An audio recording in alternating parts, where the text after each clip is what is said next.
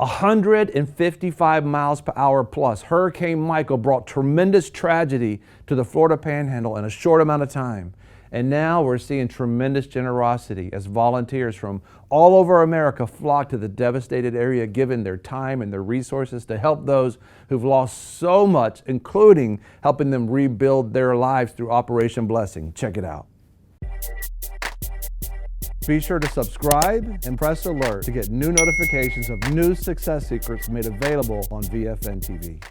I tell you what, today's program is so important. I remember when we went through the disasters of Hurricane Ivan and Hurricane Katrina. Tragedy. It was just tragic. Right now we have people, citizens in our country, because we had Hurricane Harvey and these other hurricanes that brought great tragedy, but this was like a Hurricane Michael had winds, I believe, as high as 155 miles an hour, if not more. Right. And it hit, I mean, you have to understand Florida. Florida is on sand. Beach. It's yes. beach and it's pine trees and it just brought, great tragedy in a short period of time because it's a fast-moving storm. And it's, until you've been through something like that. It's hard to relate, and you can prepare as much as you want, but nothing still prepares you for what you see, what you experience. If you survived it, you're grateful, but at the same time, your heart is broken because people in your own community are suffering. They lost their homes. Many of them lost everything they had. But even folks that didn't lose much, just going around and seeing all the stuff that happens, it's really heartbreaking. We have scars today. You're scarred emotionally and psychologically. And people underestimate what a kind word, a little help with this, a little help with that, because you go to almost to ground zero in your life and everything just stops. And to see President Trump and the First Lady Melania come down and say, listen, we want to survey what's going on. We want to know what's happening because all the resources that have been provided because of that, because Governor Rick Scott, said specifically everything that he has asked from President Trump for the disaster that's taken place because of Hurricane Michael, it's all been granted. It's so important for the governor of your state to have a relationship with the president, because you're right. We need help. We don't need no slow. Just make it happen. It do all whatever stops. Has to happen. It all stops. Everything totally stops. As a matter of fact, I want you to see this is the President of the United States, President Trump, and the First Lady looking at the tragedy that took place with Hurricane Michael in the Gulf Coast.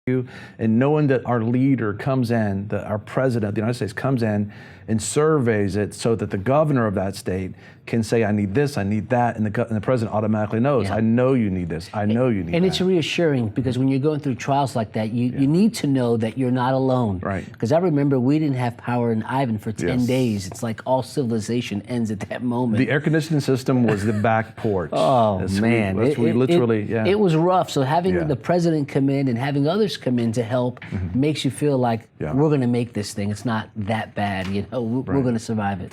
Yeah, and I think about this. I think about, we're about to hear about this man that's a personal story. And there's so many stories, but sometimes we have to narrow it down to understand, to hear the heart of one person in the midst of that tragedy. Yeah. And he shares from his heart. And as John and I were talking about, I can so relate to that because I remember what it was like after Hurricane Ivan, and you saw blue roofs everywhere. It was ripped everything apart, and it stayed longer than Michael stayed, but lower winds. But let's hear his story now. It's going to touch your heart, but we really want this program to touch your heart because we want you to pray about what you're supposed to do. Are you supposed to volunteer? Are you supposed to give financially? Are you supposed to pray? All of us are supposed to pray for those in need. But let's go there now. It's a touching story of what it's really like going through Hurricane Michael. Like so many communities in the Panhandle, the city of Lynn Haven, Florida is dealing with a very real problem, and that is of huge trees down over driveways, on top of people's cars, and worst of all for folks, on top of their homes. And many residents do not even know where to begin. But Operation Blessing is looking to change that. 69-year-old Steve Wilkerson survived the nightmare of Hurricane Michael, but ended up with enormous pine trees on his home. He described enduring the storm. A roaring sound outside, the wind, things flying horizontally, 4 big crashing sounds when the trees hit the house. All of us were surprisingly calm. Maybe we were just so scared it was to the max and we couldn't feel it anymore. It was just normal to be scared. But the house survived. Steve and his family are grateful to be alive, but recovery has been a challenge. There's no power, no water, no telephones, no internet. I bet it would be $15,000 to $20,000 to move every tree out of my yard because I had a lot of big trees. Steve had no idea what would happen next.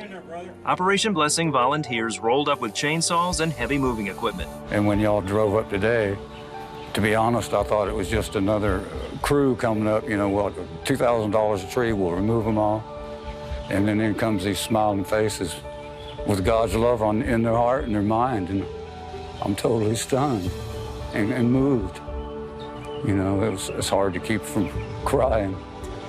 And I like to think I'm a pretty tough old guy, but, you know, sometimes tears are appropriate.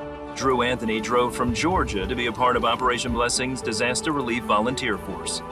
When you see that joy, when you see that hope, you know, someone that's gone through so much, obviously, and you're able to just be that love and that arm around their shoulders. I mean, it's there's nothing like it. You walk away with a smile on your face because you're just excited to help out. I can so relate to this man. I remember when Hurricane Ivan had hit, and it's just, you can't move anywhere. Trees are everywhere. I lost every tree in my yard. You know, everything's leaking and busted and that type of thing. And I have a family with me in my home. So we have our family and another family in our home. We just went through, like he talked about, it was so radical that the only thing we could think about was we should not have stayed. We just shouldn't have stayed. But anyway, it was important. Some things. So here you are with no electricity, no water except what you stored up. You have no services at all. And you have needs. You have these needs, immediate needs, and the things you begin to deal with, the basic things of life. And I remember, like, there needs to be a breakthrough. Something needs to happen because we've always given our life fully to everything that we're doing, and we're putting everything on the table every single day. And I remember going down to the insurance adjuster. I made it down to their office, the people that you pay all the time, that's supposed to be there at the time. And I was watching them, John, they turned down everybody, said, we don't cut checks immediately, we don't cut checks immediately. And I walked up and I had these sunglasses that wrapped around my head, and your heart's just, it's just broken. Shredded. It's shredded. It's like you see so much pain, so many people, and you can't help them because you need help. Right. And so I remember walking up to her after she told everybody no, and I'm just looking there through these glasses. And I said, this is what's happening. I have a family with me. You know, we're going to need to be able to do some basic things. And she paused for a little while, and then she said, I'm going to cut you a check. You know, and typically outside of that crushing that we went through, I wouldn't even thought anything of it. But when you go through a crushing and a breaking, the very act of kindness, and I literally had you could see, she probably could see coming down my cheek behind those glasses, was a tear, because I had such relief that there was going to be help at this moment. And to see people come and help, and to help so many different, it was just amazing what happened. And it just makes you understand why Jody Getty now is actually leading Operation Blessing, because there's nothing like being there to minister to people in their time of need. I know what it feels like. And we had a chance to do it.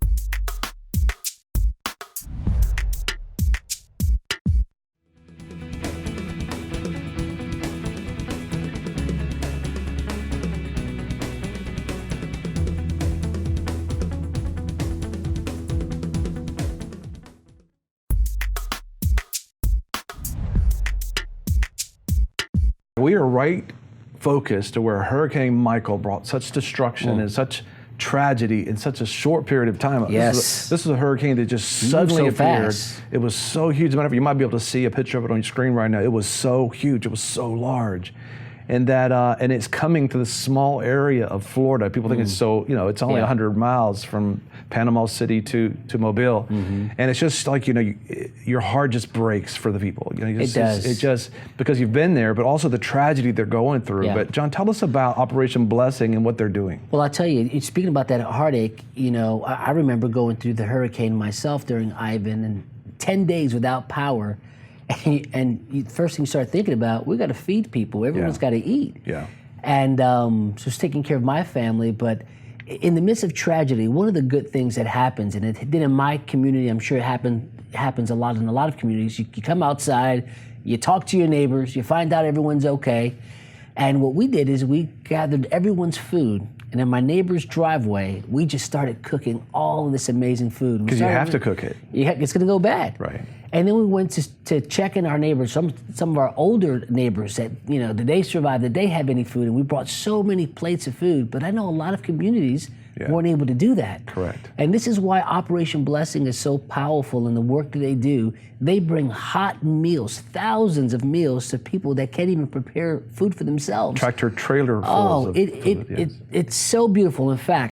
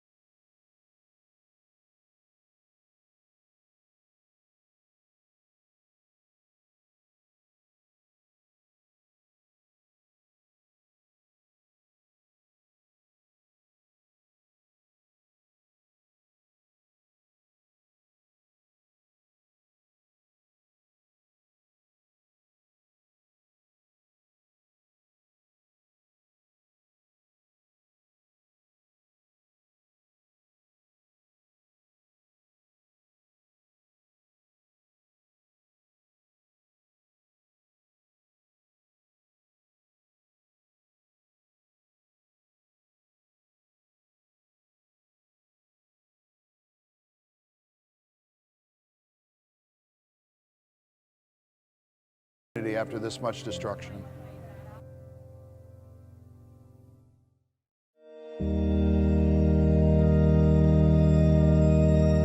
If you would drive through this area, you would see the devastation. It's just crazy the amount of devastation. House is totally gone.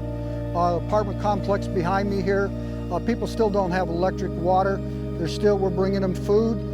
Yesterday I brought about 200 meals out here to them yesterday, and we came back tonight to give them dinner. When I saw Operation Blessing, I seen exactly what they were doing, how they were setting up the organization. They were so organized. They came in with the food trailers. They had everything set in place to know that they need to get the management of it out there so they can control a lot of the volunteer work. So it goes a lot smoother by having Operation Blessing involved, and they get involved with different churches. So anything anybody can do to help Operation Blessing. They're amazing people, the people that are running this show, and they do great work, and it's an amazing thing to watch and see. It's actually a blessing to sit back and observe the love and compassion, because that's the biggest thing that you see when you're here. You get all the gratefulness from the people, but you get to see the love and compassion. Now, if you can't make it here, there's other ways you can help and serve also these people that are in such need right now by going to ob.org and partnering with them so that they can get supplies to bring out here, because believe me, the semi trucks are rolling in. I saw probably 10 of them today. often, and they'll utilize that to the best abilities for these people out here because they are truly, truly in need.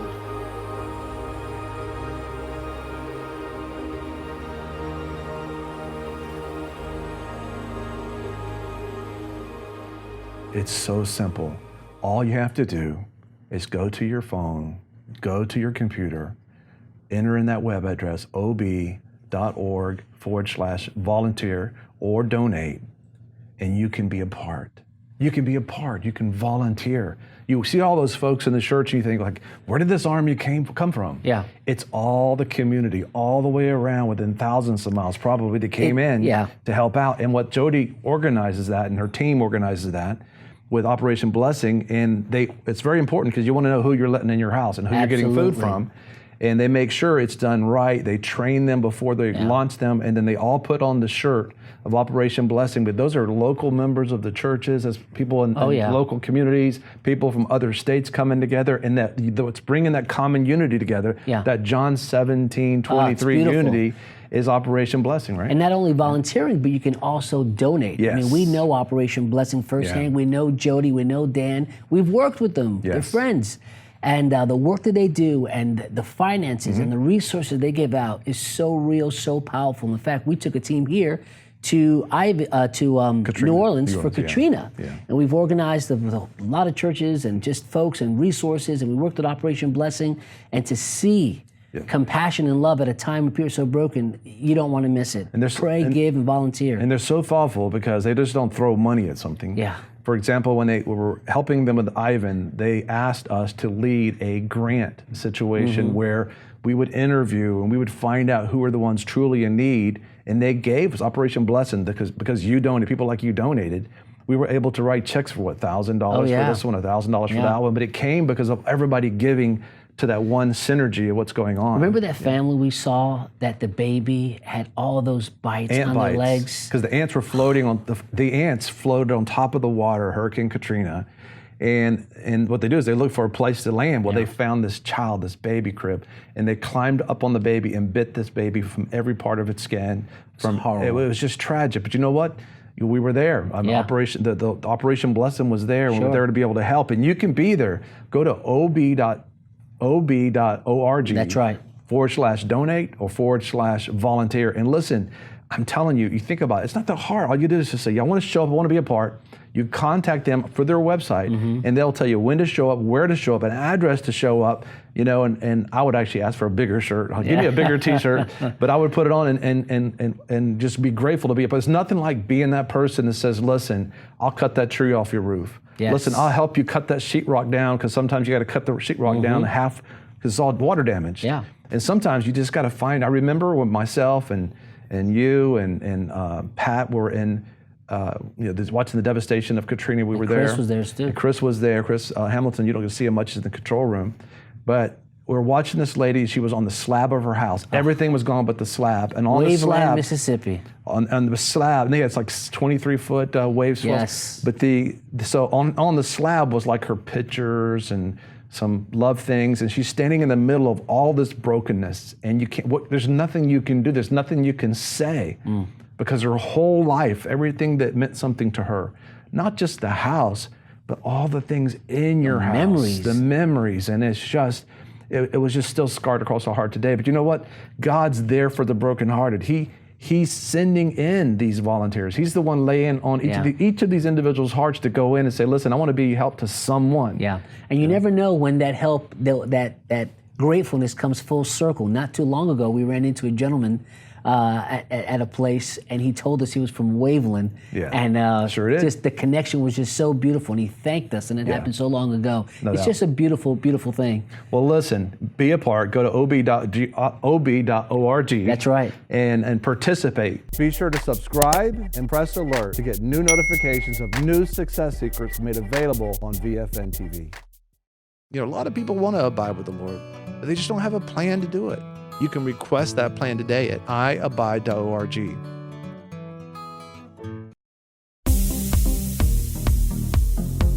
I'm your host, Greg Lancaster, and we're so glad that you've joined us. Don't forget you can join us 24 hours a day, 7 days a week. Download our app and sign up for our newsletter, The Torch, at vfnkb.com. I've enjoyed our time together. God bless.